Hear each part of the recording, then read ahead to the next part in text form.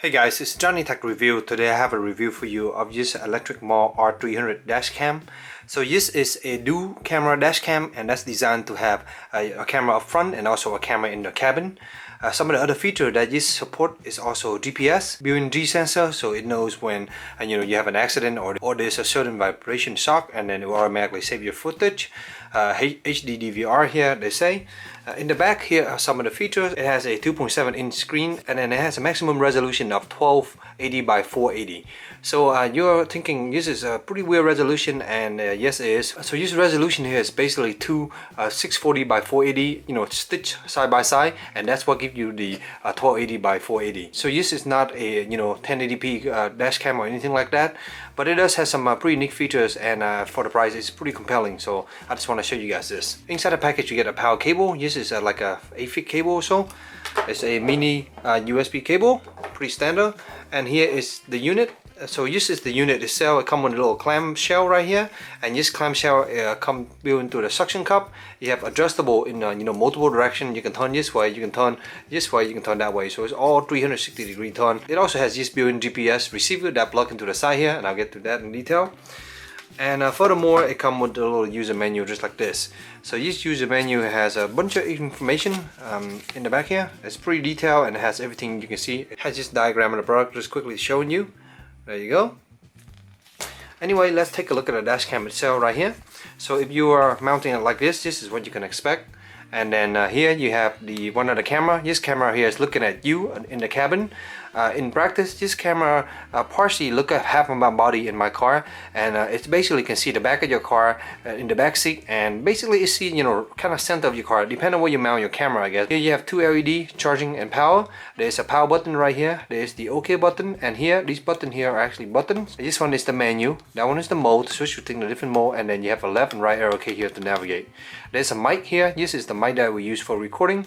And in practice, this mic able to pick up noise in the cabin. It's able to pick up voice, and when I'm playing the radio you can actually listen to it, no problem at all. But it does pick up a lot of static also. So hopefully the video come out better than this, but it seems like the processor is a little bit quick to handle. So if you're just driving and there's a lot of silence, it pick up a lot of feedback and static. Here is the other camera up front. As you can see, this little camera here is a decently wide. It's covered the whole dash. I can't remember the exact number, but it's pretty wide and it works pretty well. So here you basically have a speaker here that kind of just output some sound, for beeping and that kind of stuff. On the side here you have the mini port for charging the device or using it in general. This is the microSD slot that's used for recording, and then here is the GPS port that's plugged into here. On this side you got nothing, and that's pretty much the whole unit. When mounting this on the dash, this little mount here supported really well, and while driving around, my car has a pretty nice sport tune suspension, and there's not a lot of vibration or anything like that. It's very smooth footage, which I was kind of impressed with. I'm gonna go ahead and show you on the computer now the software that it comes with and what you can expect for the video pictures. Alright guys, just gonna record the screen real quick because it's a quick demo. When you plug in the microSD card into the camera, you basically want to format that, and it will automatically clean up everything, and it create a hidden partition. So when you plug this microSD card into your computer, all you're gonna see is a little application here called JPlayer. It's a small little application that you need to open to use it, and all the files are hidden. So it's not a typical dashcam where the files are shown, and it's just a hidden partition, and this is all you see. You check your microSD card. This thing is a 16 gig and only show 119 meg here that's being available, so that kind of give you an idea. But anyway, you can just launch this software just like this, and when you launch it you get this little software right here. So here's the software. As you can see, it's a pretty small little player here, and you can't even make your screen bigger, which is kind of annoying. This is the max you can go, and this is basically the max side right now.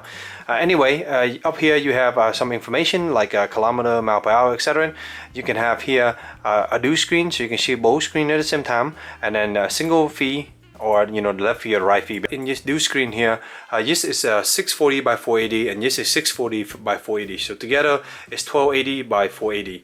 Over here you have the Google Map, and here's some information. Over here at the bottom are the different video footage, and if you scroll to the top, these are all the footage that you can lock automatically. If the G sensor detects a certain vibration, it will lock the footage, or if I lock it, it will also lock the footage, as you can see here.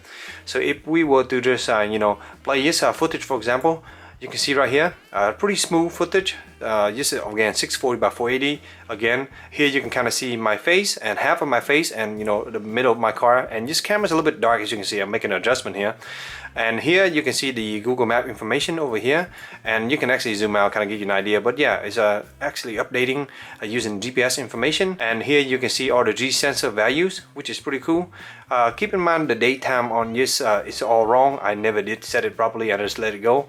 Up top you have the actual coordinate for the GPS, which is pretty cool, and then how fast you are driving here in kilometer per hour. So the app is pretty basic. I didn't see anywhere on here that you can change it to mile per hour, and most importantly, you can click on any of this footage and go ahead and save them. So that's an option right now. So in the setting here, this is pretty much all you got. You can format the thing. You can use the Google Map as an option, or China map, or whatever map.